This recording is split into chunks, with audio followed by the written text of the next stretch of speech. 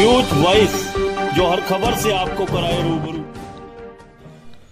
Congress party को आज उस वक्त बड़ा झटका लगा जब पिछले 4 सालों से कांग्रेस में रहकर प्रदेश प्रवक्ता के पद तक पहुंची कांग्रेस नेत्री वंदना पोपली ने आज कांग्रेस को अलविदा कहकर बीजेपी का दामन थाम लिया। वंदना पोपली ने आज भारतीय जनता पार्टी गुरुग्राम में मुख्यमंत्री मनोहर लाल खट्टर की मौजूदगी में ज्वाइन की। मुख्यमंत्री ने पोपली को भरोसा दिलाया कि भारतीय जनता पार्टी में उन्हें पूरा मान सम्मान मिलेगा। इसे लेकर जब हमारे संवाददाता ने कांग्रेस नेत्री वंदना पोपली से बात की तो उन्होंने बताया कि उन्होंने प्रधानमंत्री नरेंद्र मोदी और मुख्यमंत्री मनोहर लाल खट्टर की विचारधारा से प्रभावित होकर भारतीय जनता पार्टी ज्वाइन की है। उन्होंने कहा कि उन्होंने किसी पद की लालसा से बीजेपी ज्वाइन नहीं की।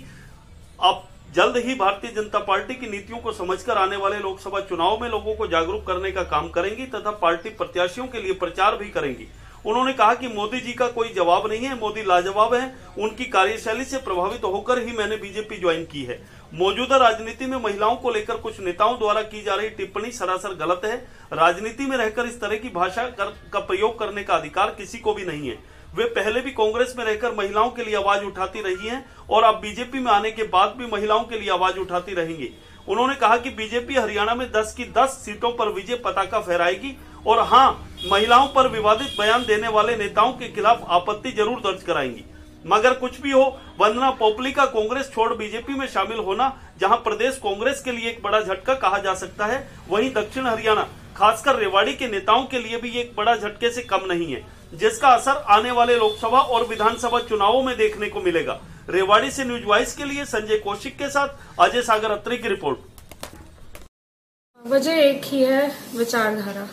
अगर मैं बात करूं कांग्रेस पार्टी की तो दिसंबर 2014 में मैं सक्रिय राजनीति में आई थी और सबसे पहले कांग्रेस पार्टी को ज्वाइन किया था और उस समय कांग्रेस ना देश में थी ना प्रदेश में थी। उन्होंने अभी अभी चुनाव हारे थे, लेकिन मुझे लगा, मैं कहीं ना कहीं उस समय विचारधारा से प्रभावित हुई और मुझे लगा कि कांग्रेस में मुझे काम करना चाहिए। लेकिन अभी कुछ दिनों में जिस तरह से चीजें बदली हैं, तो पुलवामा में अटैक हुआ, जिस तरह से मेरे क्षेत्र में जितने भी बच्चे हैं ईमानदारी से लगाए गए, एम्स की बात करूं मैं, एम्स लाया गया यहाँ पर, और जिस तरह से देश और प्रदेश में विकास की धारा लगातार बह रही है, तो मुझे लगा कि अब वो विचारधारा जो राष्ट्र हित में है, देश हित में है, उसके साथ जुड़ना चाहिए। इसलिए मैं भारतीय जनता पार्टी को मैंने ज्वाइन किया। बीजेपी की कंपैरिजन नहीं है, कोई कॉन्ट्रास्टिंग नहीं है। मैंने जो वर्किंग है वो सिर्फ भारतीय जनता पार्टी की देखी है। कांग्रेस विपक्ष में थी तो इसमें मैं कंपैरिजन कुछ नहीं कर सकती हूँ।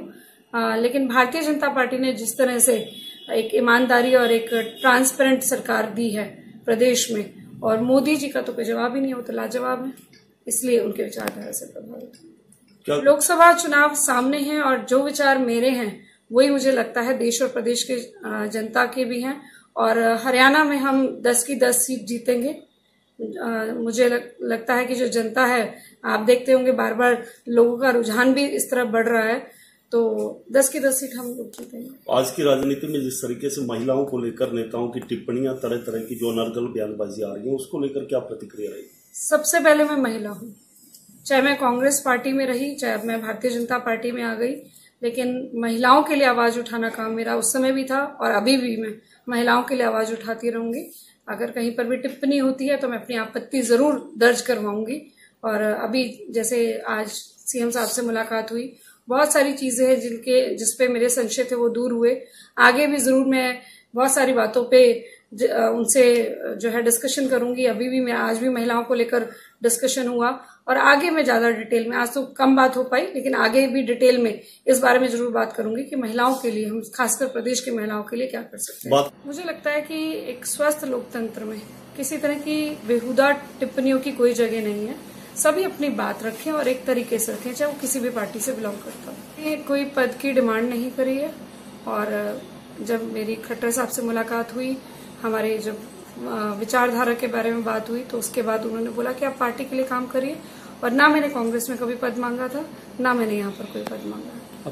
भारतीय जनता पार्टी की जितनी भी पॉलिसीज हैं, जितनी मैं जानती हूँ, जितनी और मैं डिस्कशन करके और भी जो चीजें मेरे सामने आएंगी, वो जनता के सामने रखने का काम होगा।